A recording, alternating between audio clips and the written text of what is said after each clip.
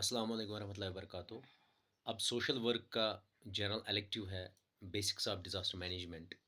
उसमें आप लोगों को पढ़ना है concept of hazard, concept of catastrophe, concept of risk, concept of vulnerability, उसके बाद डिज़ास्टर प्रिपेयर्डनेस। और पहले यूनिट में आप लोगों का है क्लासिफिकेशन ऑफ डिज़ास्टर्स। इसको मैं एलाबरेट करूँगा और इसमें मैंने 2-4 डायग्राम्स भी बनाए हैं और बेसिक कंसेप्ट्स भी बोलूँगा। उसके अलावा इसमें मटेरियल भी है, मैंने दोनों लैंग्वेजेस में आप लोगों को समझाने की कोशिश की है ताकि आप बेस्ट से बेस्ट इस पेपर को कर सको। अब मैं वन बाय वन इसको एलाबरेट करूँगा, लेकिन आप लोगों से हम्बल रिक्वेस्ट है, जितने भी फ्रेंड्स हैं उनको ये सर्कुलेट करो ताकि वो 2-3 बार ये वीडियो सुने और उनको समझ आ जाए कि डिज़ास्टर क्या है, हैज़ार्ड क्या है, वल्नरेबिलिटी क्या है, प्रिपेयर्डनेस क्या है और क्लासिफिकेशन ऑफ डिज़ास्टर कैसे की जाती है। और डायग्राम्स भी यहाँ ईज़ी मिल जाएँगे, अवेलेबल है इसमें।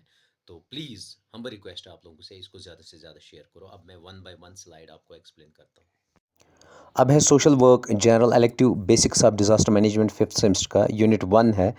अब यूनिट 1 में मतलब डिज़ास्टर है, हैज़ार्ड है, कैटास्ट्रॉफ है, ये सब मैं एक्सप्लेन करूँगा और क्लासिफिकेशन ऑफ डिज़ास्टर भी बोलूँगा और डायग्राम्स, चार्ट्स और मटेरियल भी इसी में होगा। मैं तीनों लैंग्वेज में इसको एक्सप्लेन करूँगा।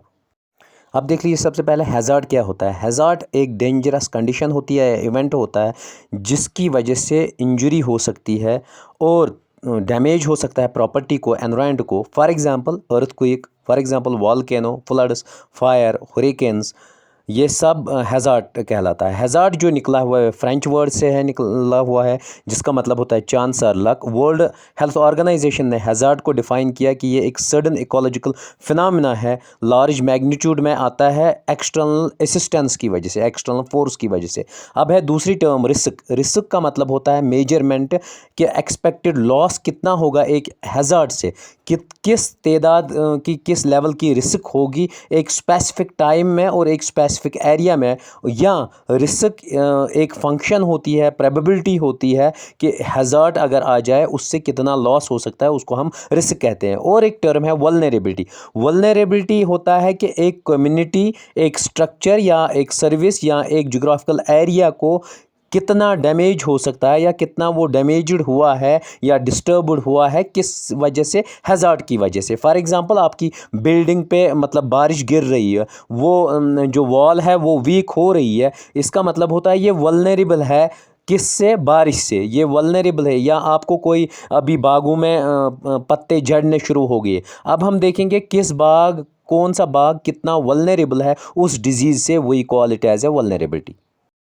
वल्नरेबिलिटी है जनरली 4 टाइप्स की होती है: physical vulnerability, economic vulnerability, social vulnerability और एनवायरमेंटल वल्नरेबिलिटी। फिजिकल वल्नरेबिलिटी में ये हो जाता है कि कौन सी कंस्ट्रक्शन, फॉर एग्जांपल एक ब्रिज होगा, एक बिल्डिंग होगी, वो कितनी वल्नरेबल है एक डिज़ास्टर से या हैज़ार्ड से। इकोनॉमिक वल्नरेबिलिटी का मतलब होता है कि आपका बिजनेस में कितना नुकसान हो सकता है या जॉब में या पॉवर्टी आ सकती है। सोशल वल्नरेबिलिटी का मतलब होता है फॉर एग्जांपल किस पुअर ग्रुप पे या मतलब छोटे बच्चे हो, चिल्ड्रन हो या एल्डरली पीपल है, वो कितने वल्नरेबल है किसी भी हैज़ार्ड से। या एनवायरमेंट वल्नरेबिलिटी का मतलब होता है फ्लोरा एंड फाना पे एक एनवायरमेंट हैज़ार्ड से, किसी भी हैज़ार्ड से कितना इम्पैक्ट पड़ सकता है।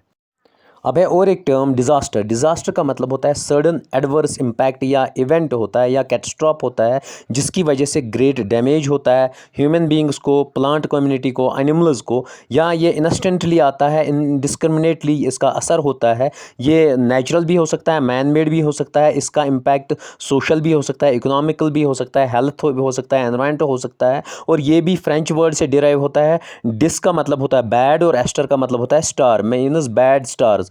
या मीनस ये एनवायरमेंट लॉस भी करता है, इकोनॉमिक लॉस करता है, सोशल लॉस करता है। ये सडनली आता है और ग्रेटेस्ट डैमेज करता है, इवन लॉस ऑफ लाइफ भी होता है डिज़ास्टर के थ्रू। अब डेफिनेशंस क्या है डिज़ास्टर की। WHO ने डिफ़ाइन किया है डिज़ास्टर को, ऐसे उनने डिफ़ाइन किया कि ये डैमेज करता है, इकोलॉजिकल डिस्ट्रप्शन करता है, लॉस ऑफ लाइफ करता है, डिटोरेशन ऑफ हेल्थ करता है लार्ज स्केल पे, क्यों? क्योंकि एक्स्ट्रा ऑर्डिनरी रिस्पॉन्स होता है, आउटर कम्युनिटी को इम्पैक्ट करता है या जोग्राफिकल एरिया को इम्पैक्ट करता है। ये वर्ल्ड हेल्थ ऑर्गेनाइजेशन की डेफिनेशन है। और अमेरिकन रेड क्रॉस सोसाइटी ने कहा कि डिज़ास्टर कोई भी ऑकरेंस होता है, या नेचुरल हो सकता है या मैन मेड हो सकता है, जिसकी वजह से ह्यूमन सफरिंग्स हो जाए, ह्यूमन लॉस हो जाए और विक्टिम्स बने ह्यूमंस, और इसको एक्सटर्नल एजेंसी से ही हम असिस्टेंस कर सकते हैं, रोक सकते हैं। अब और एक टर्म है कैटास्ट्रॉफ। कैटास्ट्रॉफ सडन क्लाइमेटी है या डिज़ास्टर है या मिसफॉर्चुनेट है, जो एकदम आता है और लार्ज स्केल पे आता है, जैसे जापान में 2011 में अर्थक्वेक आया, वो एग्ज़ाम्पल है कैटास्ट्रॉफ की, या सुनामी आया था यहाँ पर, वो एग्ज़ाम्पल है कैटास्ट्रॉफ की। अब देखते हैं डिज़ास्टर प्रिपेयर्डनेस किसको कहते हैं। डिज़ास्टर प्रिपेयर्डनेस होते हैं वो मेजर्स, सेट ऑफ मेजर्स, जो चाहे गवर्नमेंट उठाए या ऑर्गेनाइजेशन उठाए या कम्युनिटी उठाए या इंडिविजुअल्स उठाए, ताकि कोप करे, कंट्रोल करे एक डिज़ास्टर को। We call it as a disaster preparedness. चाहे वो रोके ह्यूमन मेड डिज़ास्टर को या रोके नेचुरल हैज़ार्ड को या डिज़ास्टर को, और रिड्यूस करे लॉस ऑफ लाइफ और लाइवलीहुड को, we call it as a disaster preparedness. अब जो डिज़ास्टर्स हो या हैज़ार्ड्स हो, इनको हम क्लासिफाई करते हैं on the base of origin, natural disasters and man made disasters. On the base of severity हम इन डिज़ास्टर्स को क्लासिफाई करते हैं माइनर एंड मेजर डिज़ास्टर्स, मगर जनरली हम देखते हैं नेचुरल डिज़ास्टर्स और man induced disasters. Natural disasters वो डिज़ास्टर्स होते हैं जिनसे नुकसान हो, जो जियोलॉजिकल ऑरिजिन हो या मेट्रोलॉजिकल ऑरिजिन हो, जिनसे लॉस ऑफ लाइफ हो, जिसमें अर्थक्वेक आता है, वोल्केनो आता है, फ्लड्स आता है, फॉरेस्ट फायर्स आते हैं या ड्रॉट्स आता है। ह्यूमन कॉज्ड डिज़ास्टर्स वो होते हैं जो ह्यूमन जानबूझ के या ह्यूमन की गलती से डिज़ास्टर आता है, जैसे इंडस्ट्रियल एक्सीडेंट्स हो, शूटिंग हो, टेररिस्ट एक्टिविटी हो, मॉस वायलेंस हो, उसको हम कहेंगे ह्यूमन इंड्यूस्ड डिज़ास्टर्स और ह्यूमन डिज़ास्टर्स। अब डिज़ास्टर्स या हैज़ार्ड्स की मैंने यहाँ पर डायग्राम बनाई है। इसको मैंने, आप डिज़ास्टर्स ले सकते हैं या हैज़ार्ड्स, सेम बात है, लेकिन डिज़ास्टर का मतलब ही होता है जहाँ पर ह्यूमन लॉस हो, और हैज़ार्ड में ह्यूमन लॉस नहीं होता है, बाकी जो इम्पैक्ट होता है वो सिमिलर होता है। अब इसको मैंने क्लासीफाई किया डायग्राम में। एक आता है नेचुरल डिज़ास्टर्स, दूसरा आता है मैन मेड और man induced disasters. Natural disasters फिर मैंने फर्दर डिलीनेट किया प्लेनेटरी डिज़ास्टर्स। प्लेनेटरी डिज़ास्टर्स का मतलब होता है जो अर्थ पे हो, मतलब प्लेनेट पे हो, अर्थ पे हो। और एक्स्ट्रा प्लेनेटरी डिज़ास्टर का मतलब होता है जो अर्थ के बाहर का कोई भी फोर्स आ जाए, उससे डिज़ास्टर आ जाए, उसको एक्स्ट्रा प्लेनेटरी डिज़ास्टर कहते हैं। प्लेनेटरी डिज़ास्टर्स फिर फर्दर डिलीनेट किए गए हैं, एक टेरेस्ट्रियल डिज़ास्टर्स और non terrestrial disasters.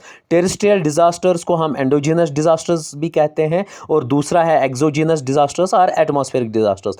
Terrestrial disasters में आता है आपका earthquake, tsunami, volcanic eruption, landslides, तो एवलांचेस, ये टेक्टोनिक फोर्सेस की वजह से होता है। और एक्सोजीनस और एटमॉस्फेरिक डिज़ास्टर्स में आता है, एक तो आता है इसमें एबनॉर्मल, एक तो आता है नॉर्मल। एबनॉर्मल का दूसरा नाम इनफ्रीक्वेंट डिज़ास्टर्स होते हैं, मीन्स वो कभी भी आ सकते हैं, जैसे cyclones, lightning, hail storm and thunder storm. While as अगर हम दूसरा देखेंगे, दूसरे में आता है क्यूमुलेटिव डिज़ास्टर्स, वो एक टाइम के बाद आता है, उसमें आता है floods, droughts, cold waves, hot waves.